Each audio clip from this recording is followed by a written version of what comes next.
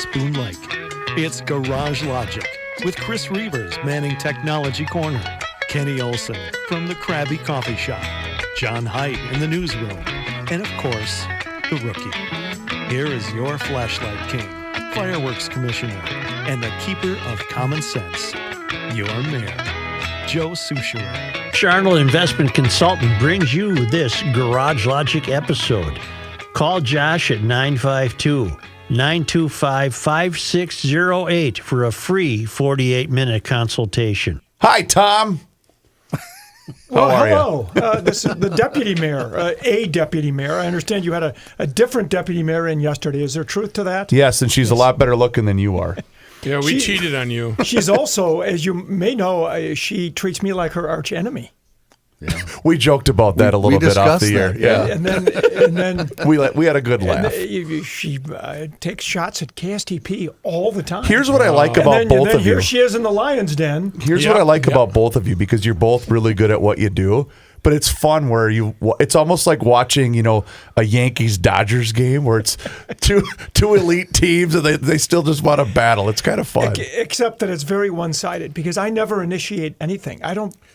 Switzerland. Welcome to Switzerland. No, I pay attention. I pay attention to what I do and what our job is, and then people will take shots at us for doing it the way we do it.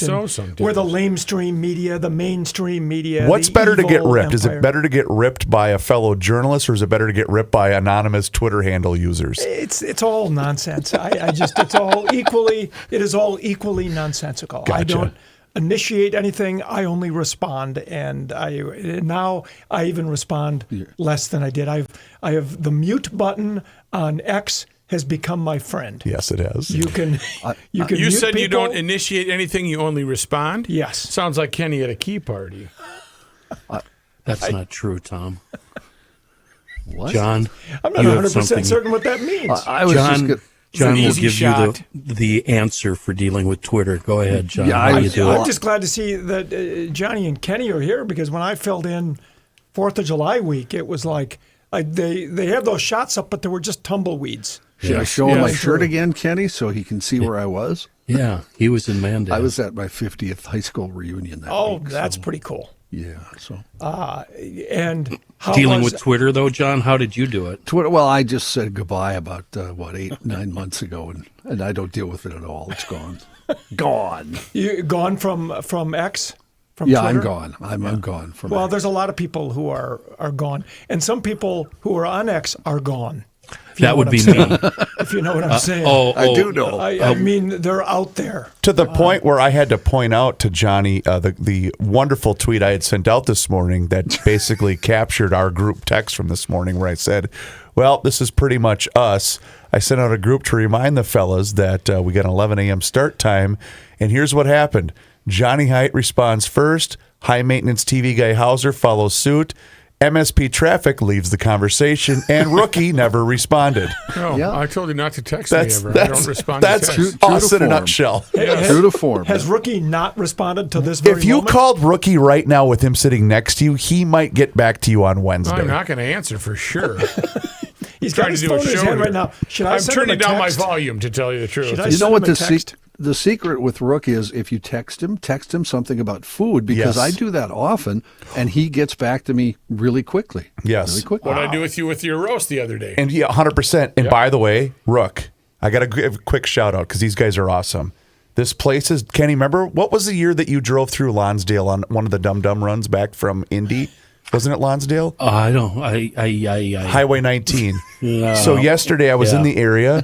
These guys are great. They're GLers. It's called Smoke. It's right off 19. It's a barbecue joint. I got burnt tips, and I got grilled cheese for the kiddo, and they made me smoked turkey corn chowder.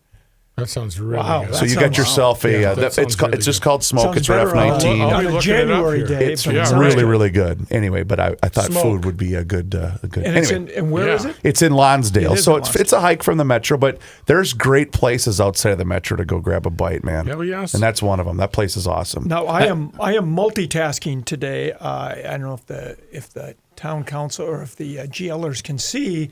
I have a live feed of the Nicole. It looks like Mitchell. you're stock good. trading. Yeah, it does, Yeah. doesn't it? Look at that. You want to see where I'm investing? How's my that ill-gotten Zillow gain? stock doing today? Is it Zillow up? The prosecution is in the midst of giving their closing argument, and I can just summarize a couple of things they have said, because I know how closely all of you have been following the trial. But they spent hours yesterday building up the sympathy and the family dynamics and the drama to explain why Nicole Mitchell broke into her. And by the way, you don't have to say allegedly broke in. She admits she broke in. It's a question, was it burglary or was it a welfare But check? she's changing her story now, isn't she? We'll get to That's that. what that's what they're saying in court. And the Okay. defense says not so much, but How often do people do welfare checks at 3 o'clock in the morning dressed as the cat burglar? well, there are no available statistics on that. I see. I There's see. not enough information. You or can post. find a lot of stuff on Google. I would bet even the GLers out there cannot find. What is this a matter of, Tom? Just from a sentencing standpoint, I mean, are we talking about a significant amount of years being the difference between the two, or what is the? You mean for the sentence? Correct. Yeah. For the felony burglary, first degree burglary, that is a maximum of 20 years in prison. Oh wow. Okay. For the possession of burglary tools, I think it's 2 to 3 years. Either way, if she's found guilty of either, she's not going to get the max of either one of those. Sure. The bigger problem would be her standing in the state Senate. She would not be automatically disqualified from serving in the state Senate, even with a felony conviction, but she would face another ethics hearing where I'm certain there would be calls again for an expulsion vote by the entire Senate. That would require, first of all, remember the ethics panel is 2 Democrats, 2 Republicans. It would take a majority on that committee, so 1 Democrat would have to peel off and say, yes, they should go to an expulsion vote. Then if it goes to the full Senate floor, then it has to be a vote, a 2/3 majority to expel her. To my knowledge, no one has ever been expelled from the Minnesota legislature. When they were on that precipice, they have generally resigned. And with integrity. Well, that's What's left of What's it. left of the integrity, yes. Do you see any Democrats turning on her and voting to it? If she's convicted of a felony, I could easily see that. Oh. Now, if she's found not guilty, then all bets are off. There could still be Republicans saying the bar for a lot of this is people who bring dishonor or disrepute to the institution of the Minnesota Senate. Yeah. You could argue that has happened just by this trial. And as I look here, it looks like the defense is about to begin their closing argument, Bruce Ringstrom. Tom, in the event that they do decide to have an expulsion vote, will Nicole be able to vote? You know, I don't. I think maybe she can. Wow. But I think there's already been 2 expulsion votes that did not go anywhere. Right. And it didn't get to an expulsion vote. There was a motion to bring an expulsion vote to the floor. And I can't recall now if she voted in that. She was eligible to vote. I don't recall.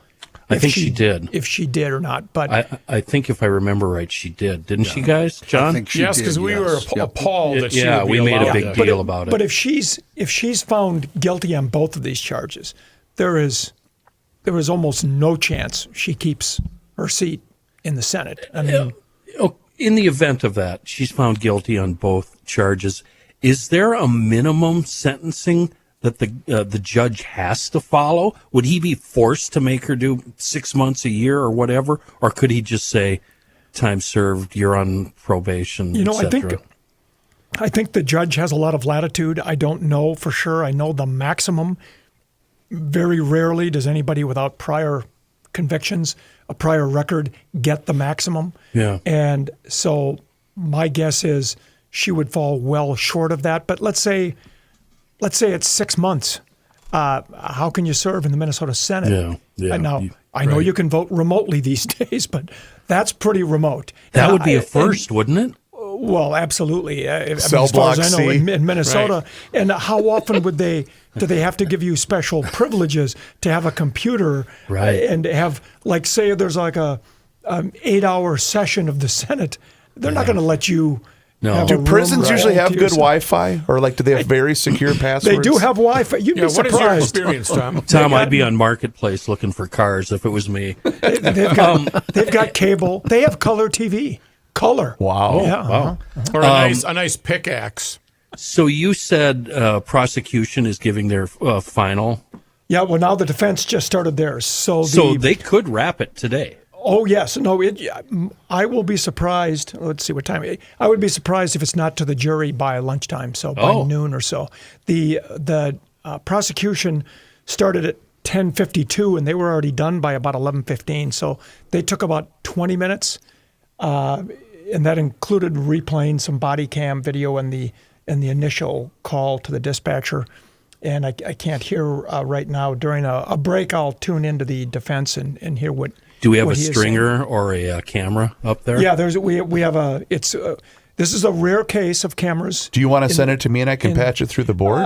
You can't because it's it can't be Oh, broadcast gotcha. for until 15 minutes after After it the happens. fact. That's Gotcha. why Oh. it's. In fact, if people are wondering why aren't you live streaming this on all your websites, that's a stipulation the judge put in. So we have to wait Embargoed 15 for- minutes before we can play it. Oh, I thought it was because you're lame stream media, Tom. Yes, well, that's always. That's what I read on always a Twitter problem. anyway. So we're not able to do that, but I can watch what they. I can say that her defense attorney is using a lot of demonstrative hand gestures, gesticulating. I think is what they call that. Yeah, I said gesticular. I did not say Yes. testicular. Thank you. Rookie. Thank you for articulating. Rookie looked up when he heard Kueller, and he thought, "Wait a minute, what?" Thank you for articulating. My pleasure. We're going to take a break, and I'll give you an update on what the defense attorney is saying when Garage Logic continues.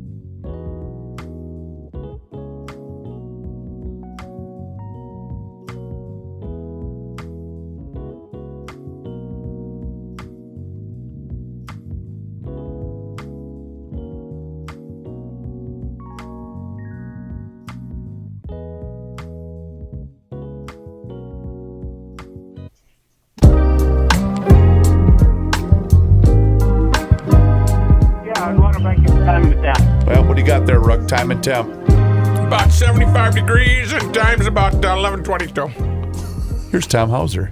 The man can do weather. It's Predictions, traffic. Dad jokes. Wait, not traffic. You are like a Swiss Army knife. Is there anything you can't do? I get to the airport. Show up on time. Like a Swiss Army knife. Dang it, Shots through my fired. So Dang it through my eye. I that was not even set up, Brooke. I just ask a legitimate question, and all of your colleagues jump That in. would be funny, Kenny. A rookie. big enough softball. The rookie audio Swiss Army knife. That would be pretty damn funny. Although Joe would have to be here to provide editing. input Yeah. on that. Yeah. Again, we're listening and monitoring as I dual track both Garage Logic. Do you and want to the mute so you Nicole don't get yourself Mitchell. in trouble for And- broadcasting? No, because you can't really hear it. But Okay. I'll turn it down. Okay. I just didn't know if that was going to get you in trouble. Mitchell now approaches the bench. An interesting thing from the prosecution was that he reminded the jury you are not to allow sympathies to influence your decision of guilt or innocence or guilty or not guilty. And the interesting thing is about 4 hours of her 5 or 6 hours of testimony yesterday that the defense was bringing up was about the family dynamics and building sympathy for the victim. So, or not, I shouldn't say the victim, for the defendant. And so it'll be interesting to see how that ends up playing out in their decision, because even though you tell them they can't allow sympathies to influence the decision, you know subconsciously it can. Because We're all human. Whose family doesn't have some Yeah. drama and dysfunction? But how many people then respond in this way by, as the prosecutor put it, you dress up in your black ninja outfit and leave your house at 1 or 2 in the morning and drive 220 miles to your stepmother's house to break in the middle of the Right. night. Yeah. And you're on the floor in the bedroom. Yes, we were talking about how alarming that would be. I remember when my kids were young, and they would sometimes come in to the room because they heard something go bump in the night or something. Sure. Yep. And they would come and lie at the foot of our bed. They'd bring a blanket in. They wouldn't wake us up, but they just wanted to be near mom and Yeah. dad. And they'd lay down on the floor. Well, you get up in the Duty middle of the night to calls. go to the bathroom. Right. You step on a person. Ow! I know there's other people who live in the house, including little kids, who do this, so I wouldn't be alarmed. But if I were a 74-year-old woman, Yeah. as Carol Mitchell was when this happened, and you get out of bed because you think you hear a noise, and then you step out of bed onto a person, I don't know how you ever Or recover from Right. that. if You you're don't. Patrick Royce and you're trying to feed your 2-year-old son pizza at 2 in 2 the a.m. morning and you rock the entire trailer. Because you stepped on a toy train.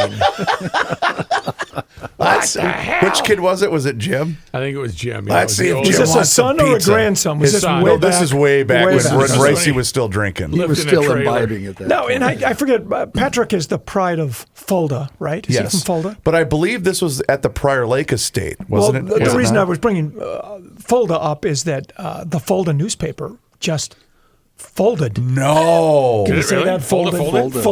Folded. The guy who owns 3 newspapers down there, one in Fulda and then 2 others nearby. I was just reading this. Murray County and Nobles County Review. Okay, they all Those yeah. 3. And yeah. that is. I lived in somewhat of a small town. My first TV job was Albert Lee and Austin. I lived in both of those cities for about a year. apiece. KAAL? KAAL, and they used to make us say that.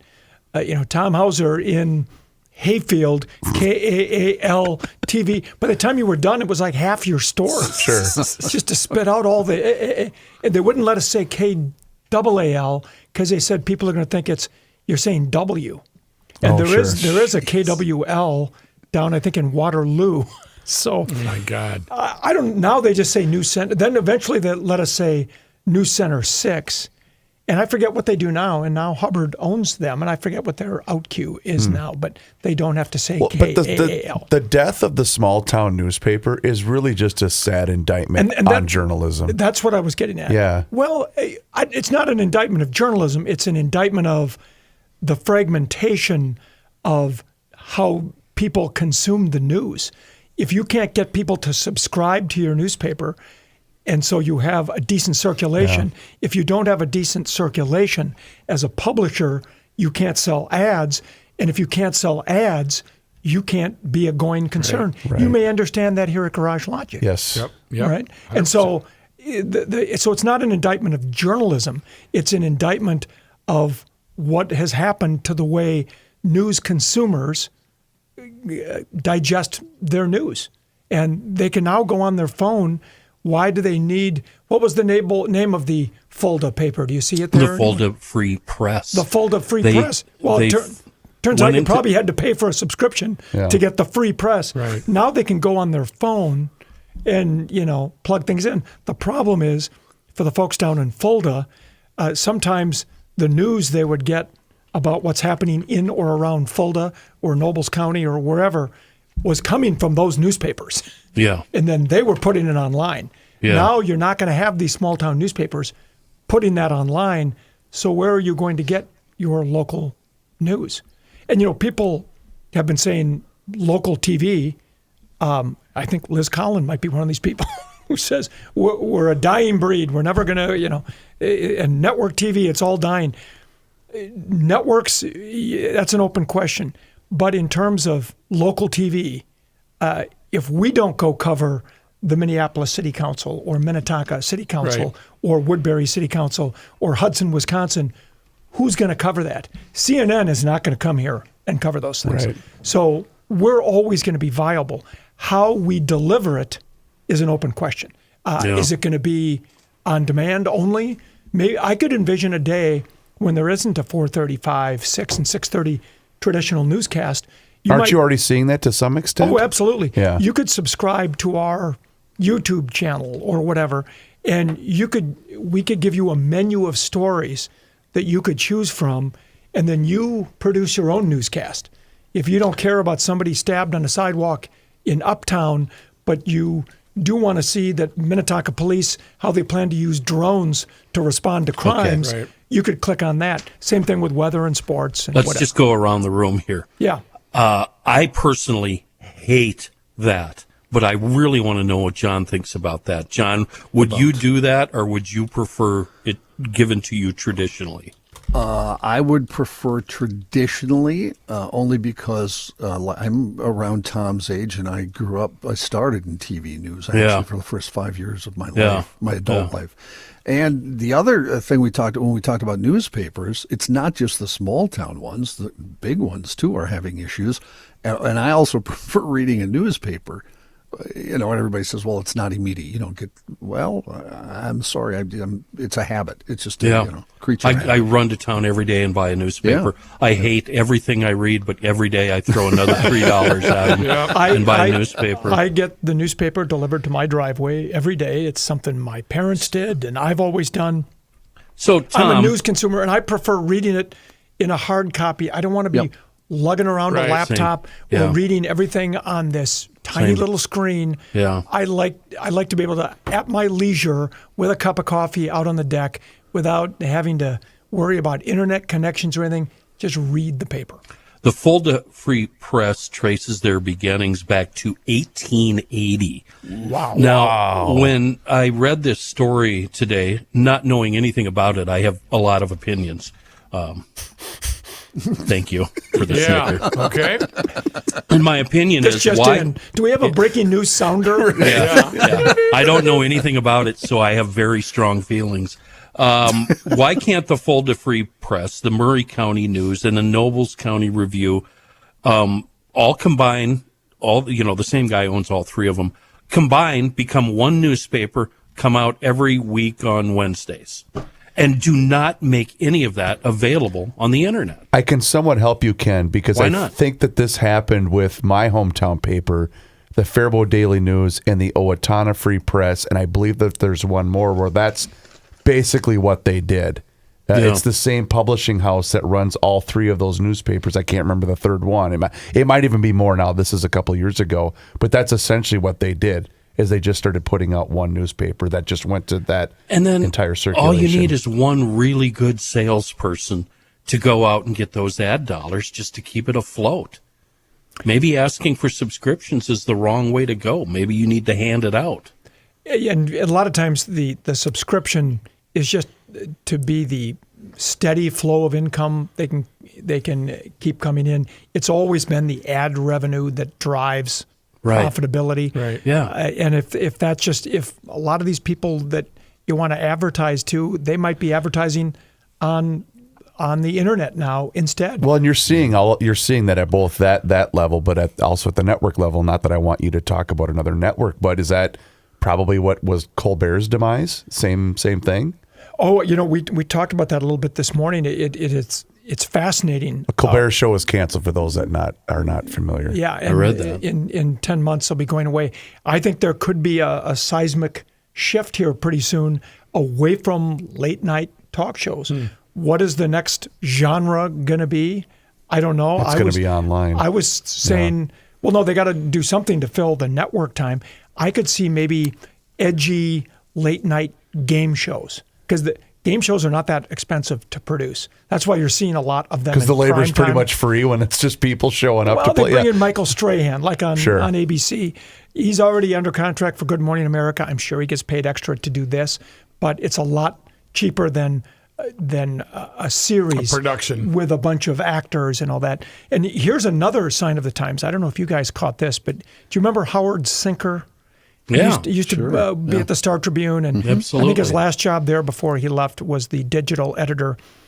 And I follow him on Facebook, and he says, this week's sports take includes news that the Star Tribune has decided not to staff the 2026 Winter Olympics in Italy, which will mean no on-the-scene coverage locally of men's and women's hockey, curling, and Nordic skiing superstar Jessie Diggins, etc. That is a sign of the times, because the newspapers, I have always marveled at what appears to be an unlimited travel budget. Yes. Yeah. I mean, Patrick can tell you about this. sure. Yeah. Jim Souhan, all these. In the heyday, they were going two or going three to the guys. Masters, the Indy 500, the Kentucky Derby, and I'm going, it's all on TV. Can't you just cover it from TV? But you don't get the Gotta have an angle. You don't get the local stories. And in the Winter Olympics, you have a lot of Minnesotans going there. And I even know, I forget which network is it NBC that, Yes, usually. that carries it? Yeah. Even like local NBC affiliates have been sending fewer and fewer people there. I don't know if you guys remember, this was a few years before I started at Channel 5, when ABC had the Winter Olympics in 1988 in Calgary. I've heard stories here. We had 2/3 of our station was up there. Satellite trucks, reporters and producers and anchors. I mean, I think it was like 30 or 40 people. That just doesn't happen anymore. Now you're lucky if you can get a reporter and a photographer to go there. And now the Star Tribune is not going to staff it, according to Howard Sinker. And I assume he's got good sources at the Star Tribune. And so, as either John or Kenny was saying, that's a sign of the times about how big newspapers are also struggling. Mm-hmm. So I don't know where it goes from there. Go ahead, Johnny. Tom, do you think, because you're a journalist, I'd kind of like your view on this. Do you think the Colbert thing is actually just a straight financial thing, or do you think the CBS thing had anything to do with it? Yeah, I do. You mean, the settlement with and Donald Trump? him going on the air this Tuesday saying, well, let's call it what it is. It's a bribe. Well, I will believe it was more political if they do, in fact, not only, that they end the show and the franchise, that they don't 6 months from now go, we've decided we're going to keep the show going, but we're just going to have a different host. Yeah. Then I will Then believe you would. it was Yep. political. But I have heard stories, including from our local CBS affiliate that is, part of the Paramount CBS network. And they're in some sort of a merger sale thing now.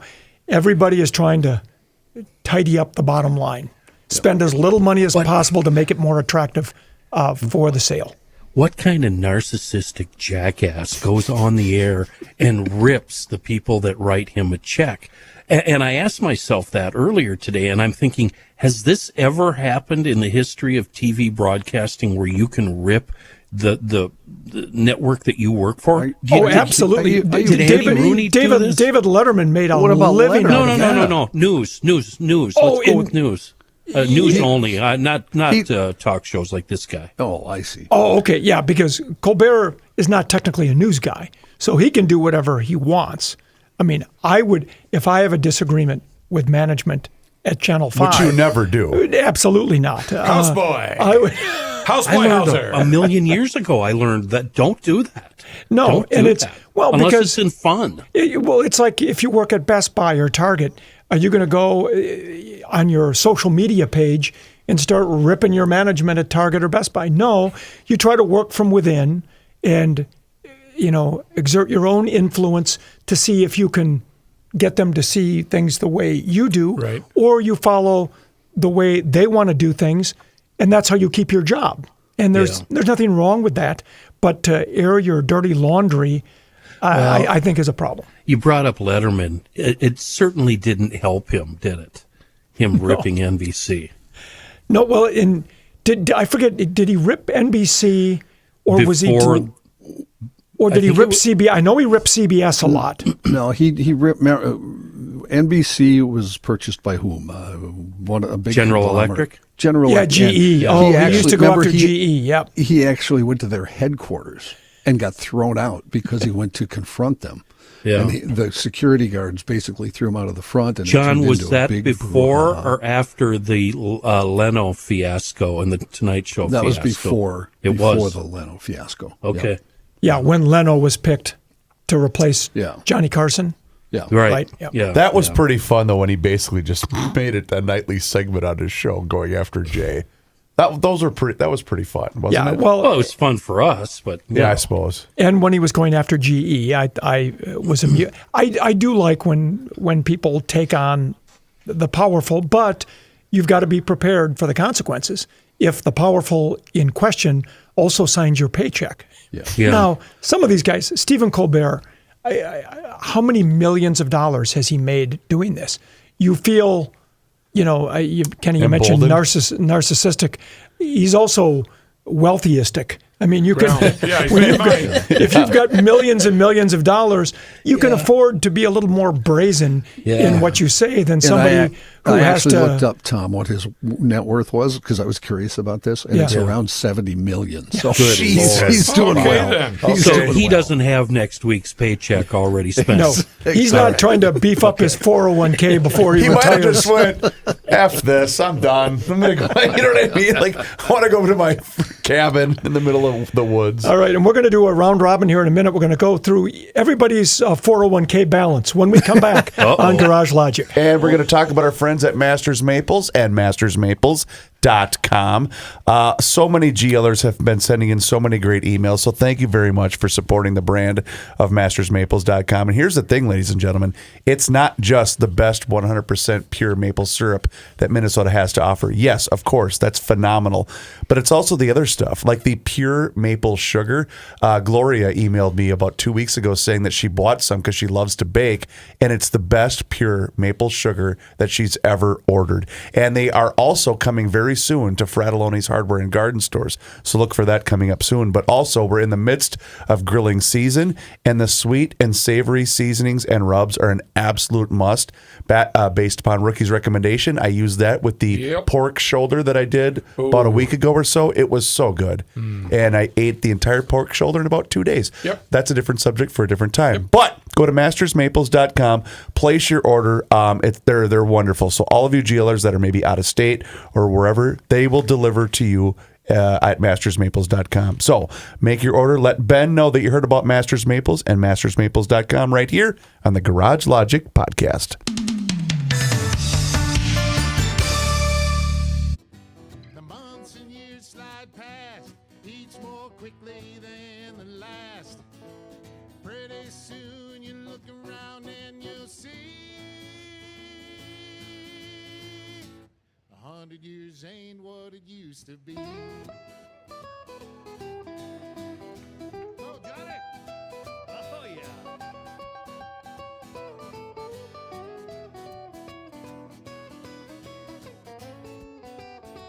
Oh, yeah, Johnny, hey.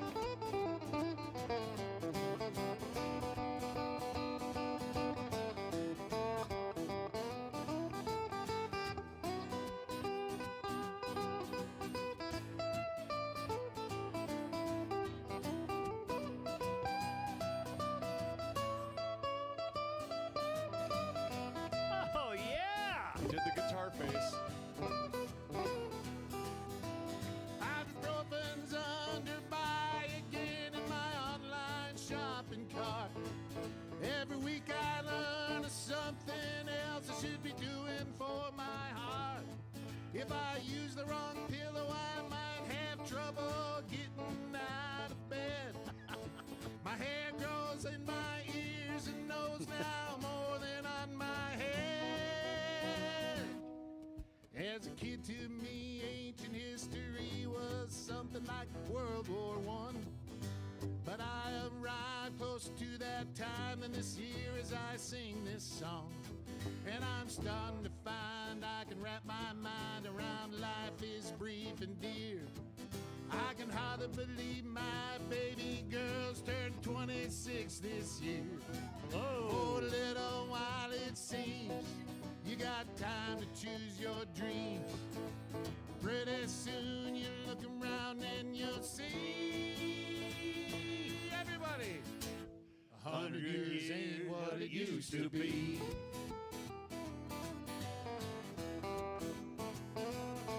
Before you know it, you're 63, making plans for Medicare A and B. You look around yourself and you see, 100 years ain't what it used to be.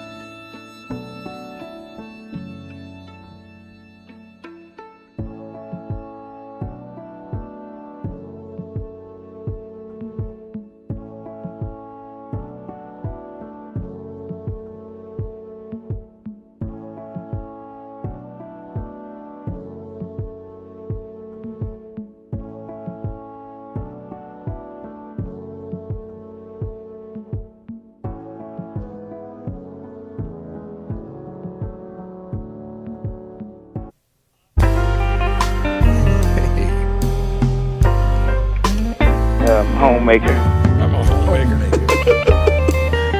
You're the original homemaker, Tom Hauser. My wife doesn't see it that way. I see.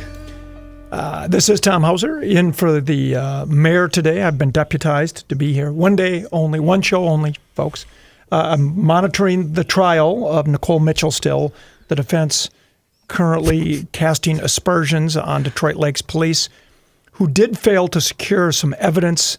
They did not get a search warrant for her cell phone. There was a list they had in their hand that she had brought with her, and somehow they didn't keep it and enter it in evidence, but it was captured somewhat on a body cam video.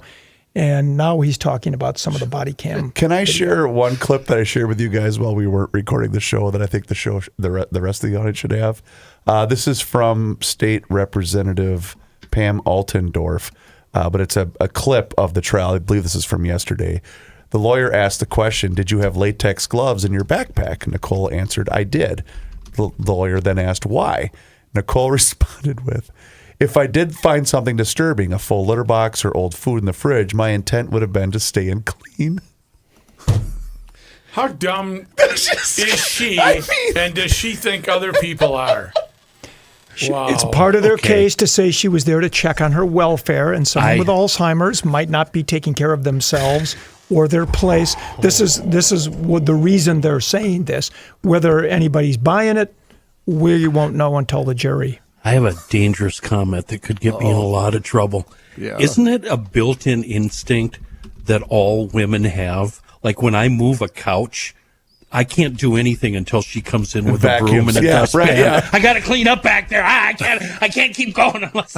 Isn't Right. Maybe that she just doesn't fight the urge. I don't know. And before we get to Johnny in the news, speaking of women's built-in instincts, I saw a video. I don't know if it came from TikTok or where it was.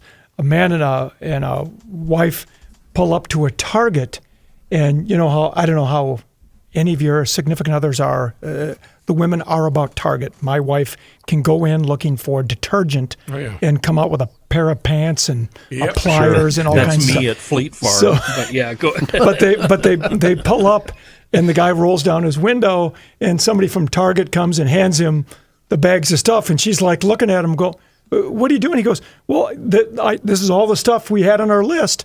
and I ordered it ahead of time. We just got to pick it up, and now we can now go we can go home. She's going, no, we got to go in. We got to go into Target. She's like Dustin Hoffman in the Graduate, going no against the glass. It was like there's a magnetic pull into Target, which I have never understood. I don't.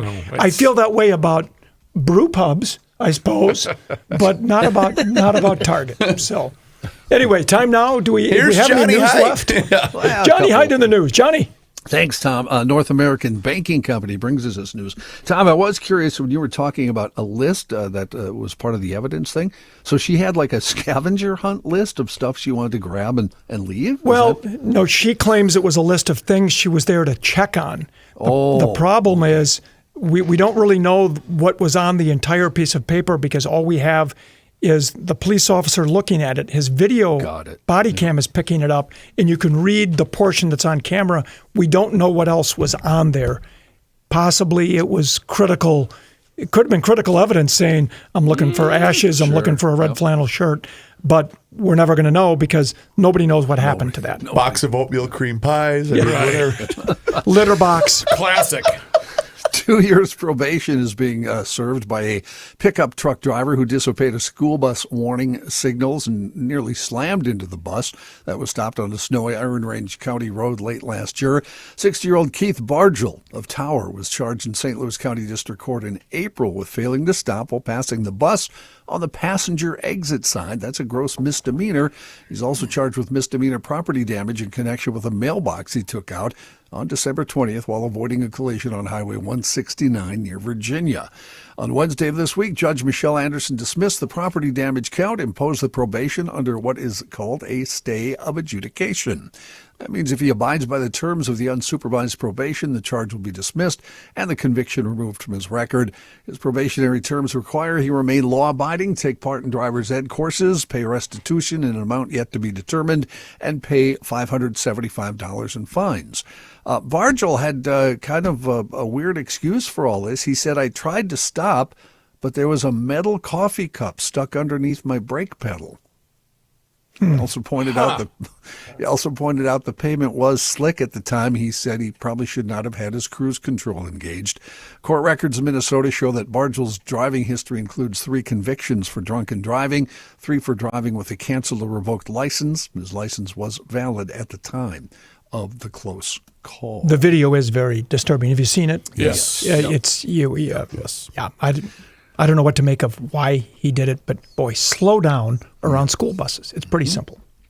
A story that Mr. Olson alerted me to just moments before my newscast, which is kind of fun. Eden Prairie is launching its own city-branded THC gummy and wants the residents to name it.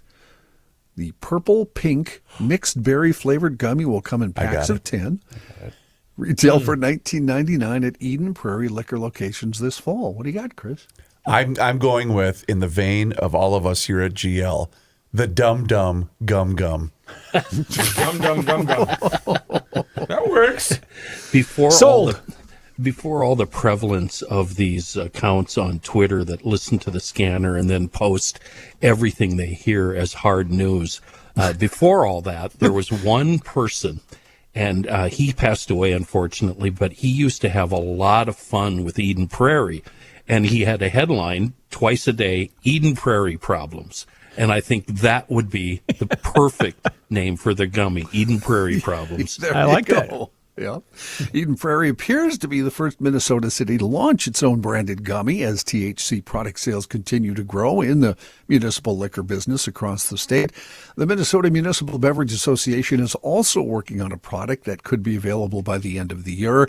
Paul Kaspazak, executive director of the association, said beer and wine sales are down. The category of growth is THC. He said the future is now, so you might as well find any advantage you can. The association is creating an edible bar that would be available to members that want to sell it at municipal liquor stores. Kaspazak said the new product would help smaller municipalities break into edible sales. The Eden Prairie naming competition began Wednesday, and submissions are open via the city website until July. So my submission would be in honor of the high school and getting high, fly like an eagle. Do, do, do, Oh, that's do. beautiful. There you go. Fly about- like an eagle. Eden Prairie Eagles. Mall that rats. works. Mall rats was shot there. Yeah. Yes, absolutely, at the Eden Prairie Mall. Yeah. Yeah.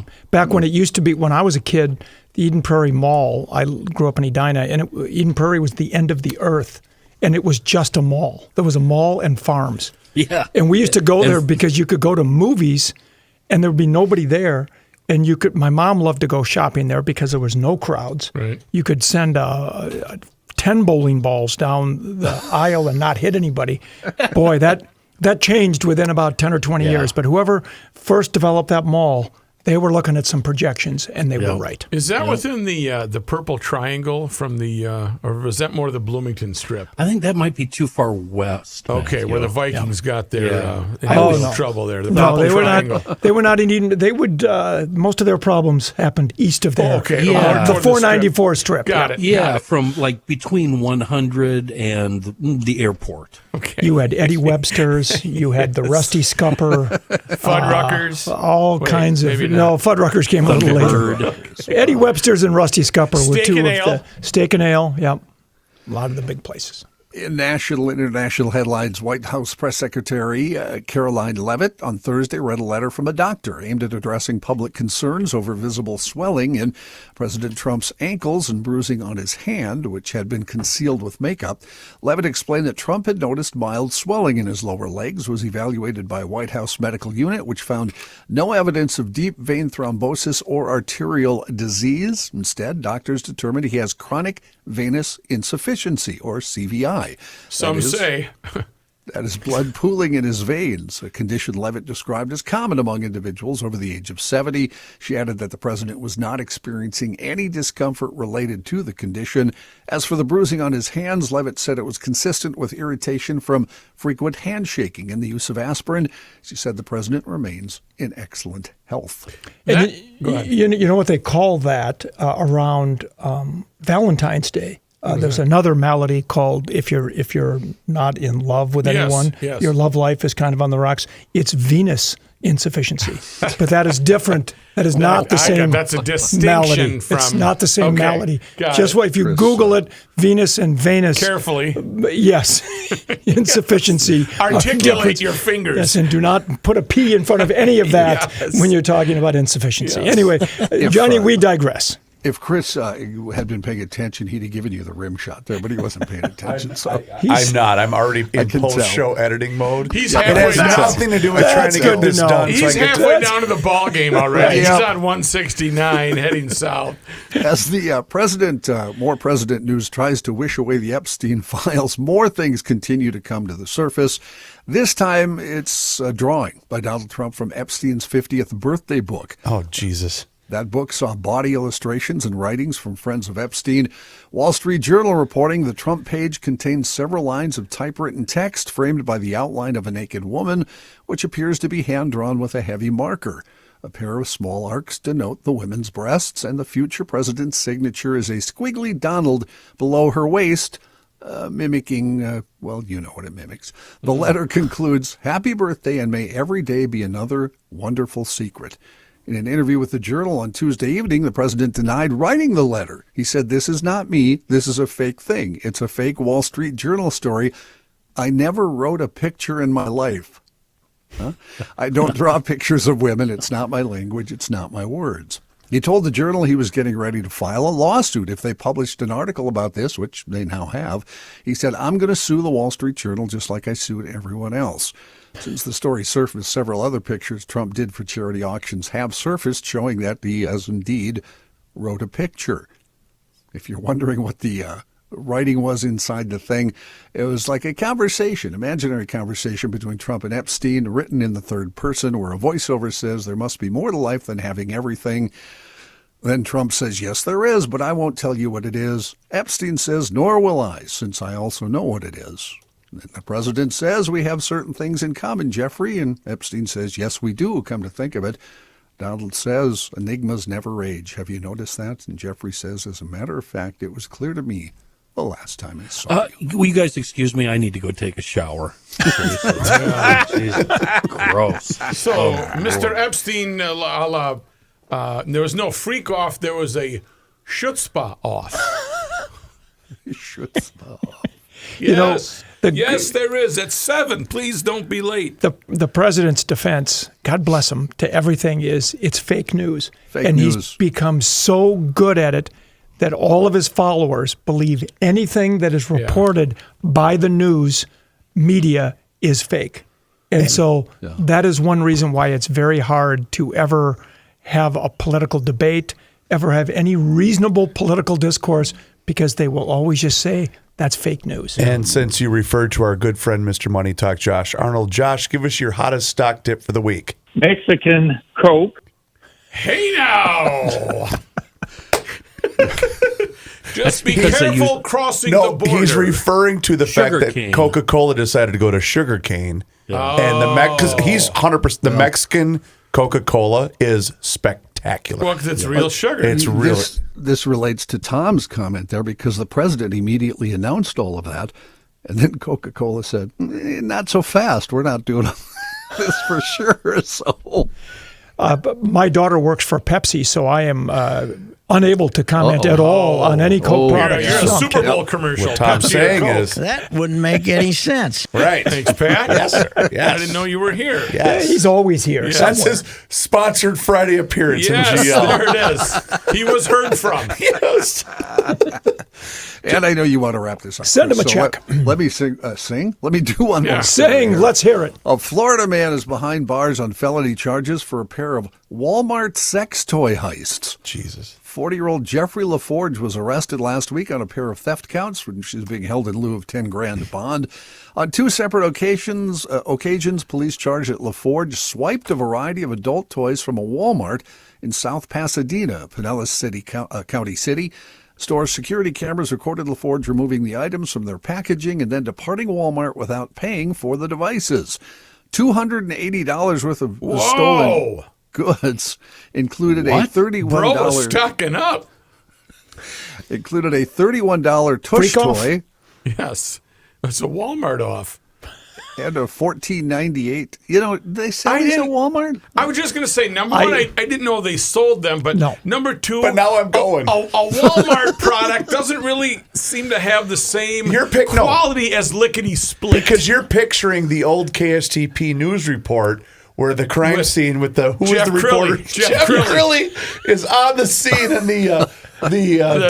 sex toy that would, I don't know where that was made. And a little Tons of fun. A little known fact, you know who replaced Jeff Crilly here when he left for Dallas? You? That would be me. Really? Yeah, almost Did you ever do 33 a years sex ago. toy story, I Hauser? never did. No, I learned from that. Your first day on the right. job, they show you the Minneapolis Don't police do walking this. out with the huge sex toy flopping around in It the was background. like one of those. Flopping. It was like one of those oil change things where the thing has got the arms and it's the blowing up like this.